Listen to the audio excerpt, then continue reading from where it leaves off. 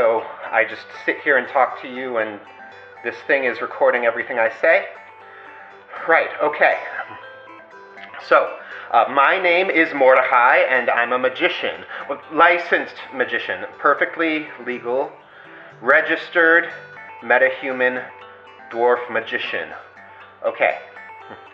So your viewers want to know about the astral world. Well, I guess if I were to describe it, I'd say, okay, if you've ever gone swimming in a radioactive lake and you open your eyes underwater, all of the fish and plant life are glowing a bright green, but everything else is dark and blurry and out of focus, and well, that's kind of what it's like to see the astral world. Well, I mean, you're not really seeing it, well, not with your eyes anyway, but it's like seeing, kind of. When I perceive the astral world, the regular world starts to fade into the background, and I can make out the auras of living things, as well as less tangible stuff like emotions, health and sickness, and magic. Well, now magic, that stuff shows up on the astral plane. We see most auras are just like reflections or shadows cast from the real world and kind of have a dull glow to them. But magic, it actually exists on the astral plane and is bright and rigid and gleaming like polished quartz. All things magical, from spells to foci, have astral forms that are pretty hard to miss.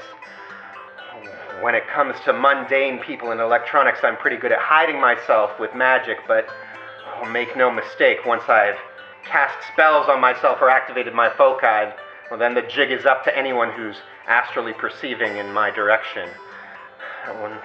Now, it's not something most people can do, so I'm pretty good at slipping by unnoticed most places, but it's a risk I take whenever I do infiltration jobs. The astral world also has stuff on it that doesn't normally exist in the regular world, which can mean a few things. Well, but usually we're talking about spirits. Nobody actually knows where the spirits come from, and if they tell you they do, they're definitely lying.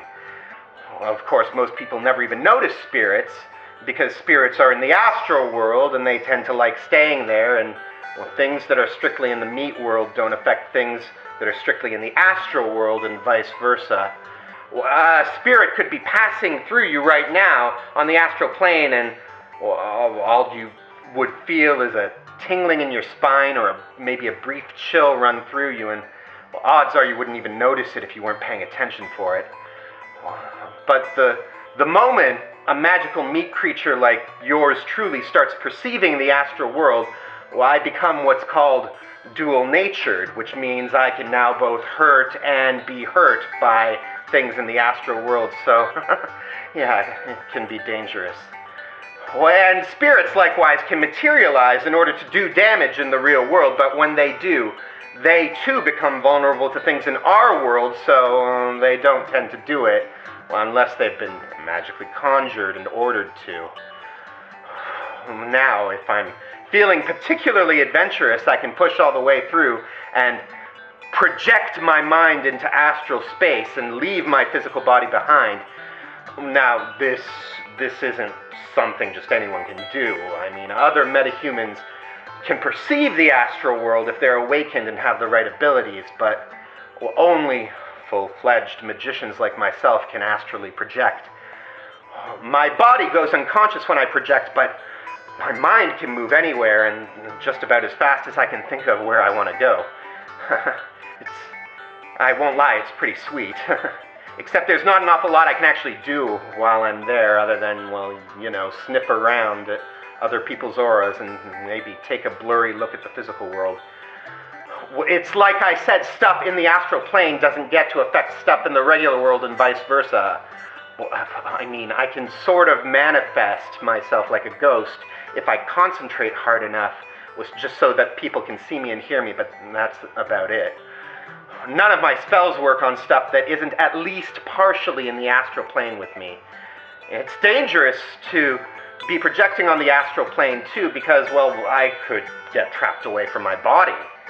Well, I mean, it's not like being confined to my particular body is all that exciting, but It's the only one I've got, and I'm scared to think of what would happen if I couldn't find it again. And anyway, I've probably said too much at this point, but those are the basics of the astral world. If you've got a job for me, let my fixer know. I am very affordable and results are guaranteed. Am I done here?